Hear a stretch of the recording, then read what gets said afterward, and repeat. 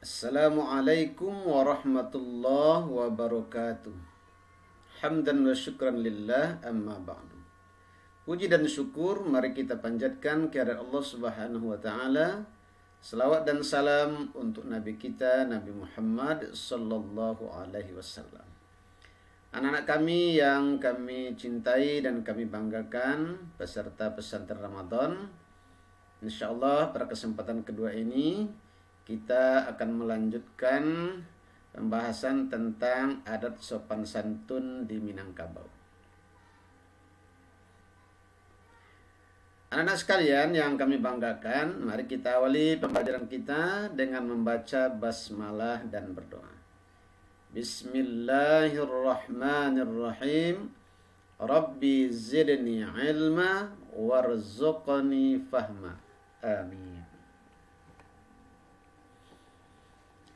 Apa manfaatnya kita mempelajari adat sopan santun di Minangkabau? Yang pertama, kita dapat mengetahui adat sopan santun di Minangkabau.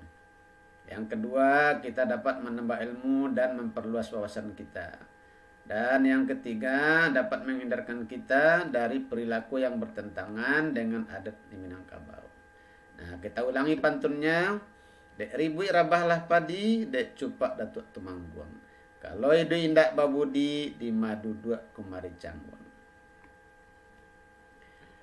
Anak-anak sekalian yang Bapak banggakan, pada pertemuan pertama kita sudah membahas 12 dari 24 adat sopan santun di Minangkabau.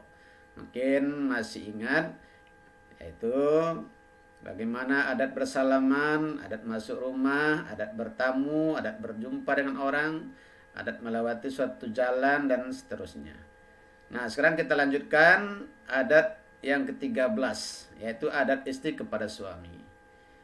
Yang pertama, berinteraksi dengan baik, bertutur kata yang lembut, menunjukkan cinta kasih, bersikap lapang dada maksudnya, tidak terlalu sering mempersoalkan kesalahan istri, memaafkan jika istri berbuat salah. Kemudian, menjaga harta istrinya. Kemudian yang ke-14, adat istri kepada suami. Selalu memaniskan muka kepadanya, sepakat untuk kebaikan, menjaga makan dan minumnya, menghormati serta memuliakannya, mengasihinya serta mendoakannya, dan memuliakan keluarga suami. Kemudian yang ke-15, adat kepada nenek mama atau pengulu. Nenek mama atau pengulu ini adalah pimpinan tertinggi di dalam adat suatu kaum. Jadi apa yang harus kita lakukan? Yang pertama, kita menghormatinya, berterima kasih kepadanya, pergi tanpa punggung, pulang tanpa muka. Artinya bila kita bepergian, mintalah izin kepadanya, doa darinya. Nah, bila kita sudah kembali dari bepergian, jangan lupa kita datang kembali kepadanya untuk berberi kabar. Kemudian kita mengingatkan kalau seandainya pengulu kita itu tersalah. Kita ingatkan dengan cara sopan dan santun. Nah, sekali-kali jangan mengingatkannya atau menegurnya di depan khalayak ramai. Kemudian yang ke-16, adat duduk. Waktu kita duduk berjuntai bersama-sama, jangan menggoyang-goyangkan kaki. Kalau datang orang yang lebih tua atau perempuan yang dimuliakan, maka segera berdiri, beri atau persilahkan mereka untuk duduk. Nah, waktu kita duduk bersama itu tidak boleh terkentut.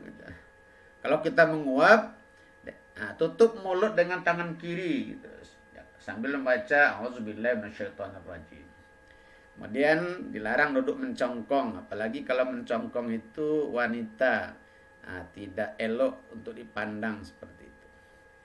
Dan yang ke-17, adat tempat duduk. Kalau duduk di rumah istri, nah, duduklah sebelah ke dalam dekat pintu kamar. Kalau duduk di rumah dunsana, nah, maksudnya dunsana perempuan, duduklah sebelah keluar. Kalau duduk pengulu mamak rumah, duduklah di sudut tengah rumah sebelah keluar.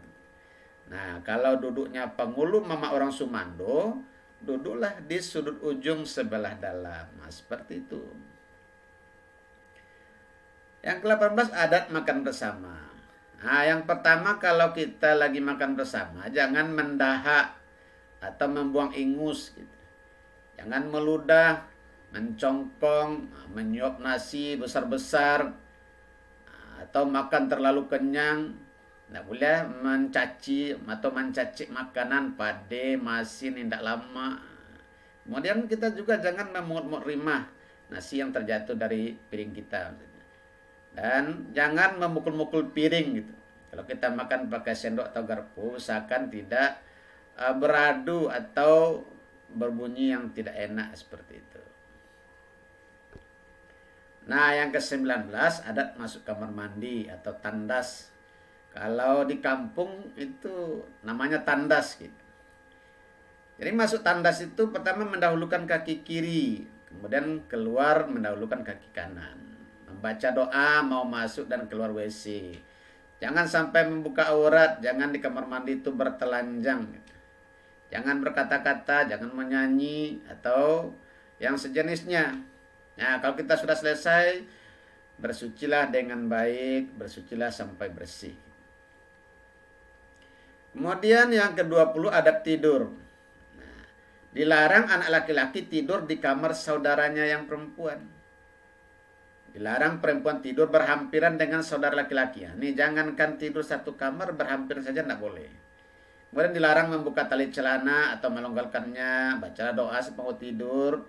Sebaiknya kita beruduk dulu, miring menghadap kanan atau menghadap kiblat.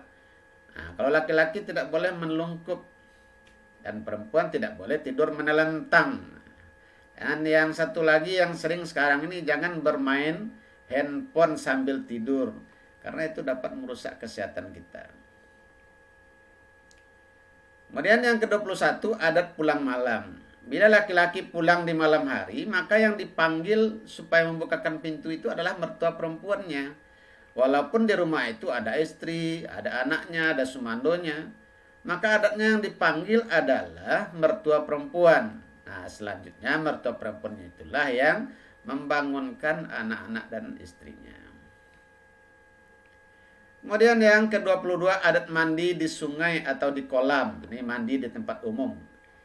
Pertama, jangan menyerobot, usahakan kita antri yang tertib. Mandi memakai kain basahan, jangan bertelanjang bulat. Bila mandi di kamar mandi juga seperti itu, harus pakai kain basahan, tidak boleh telanjang bulat. Jangan memandang aurat orang lain, sekalipun itu sesama jenis. Nah, berikutnya tidak boleh melihat aurat sendiri, apalagi sampai memegang-megang kemaluan sendiri. Nah, yang ke-23 adat berbicara. Kalau kita berbicara, jangan terlalu lambat. Kalimat harus jelas. Jangan membasahkan mata seperti ini. Jangan berebut-rebut berbicara, ganti-gantian. Dengar baik-baik kalau lawan bicara kita lagi sedang berbicara. Jangan menunjuk-nunjuk dengan tangan kiri ketika berbicara. Nah, yang terpenting lagi jangan tiap berkata tertawa atau menyeringai sehingga orang nggak mengerti apa yang kita katakan gitu. Kemudian yang terakhir itu adat kemuliaan bagian tubuh. Di dalam adat Minangkabau ada beberapa perkara yang dimuliakan pada bagian tubuh ini. Sehingga bagian tubuh itu turut menjadi mulia. Seperti kemuliaan kepala misalnya. Kepala kita kan berada di atas. Kalau bagi orang Minangkabau itu pantang baginya kepalanya itu ditunggak-tunggaan atau digoyang-goyang oleh orang lain gitu. Kemudian kemuliaan tangan kanan. Tangan kanan itu maksudnya kita memuliakan sesuatu yang kanan. Kalau makan dahulukan tangan kanan, mendahulukan bagian yang kanan, seperti itu. Kemudian yang ketiga kemuliaan muka atau di hadapan. Kita mendahulukan sesuatu yang lebih penting di dalam kehidupan kita ini. Nah, anak-anak sekalian yang Bapak banggakan, inilah materi adat sopan santun di Minangkabau yang perlu kita ketahui.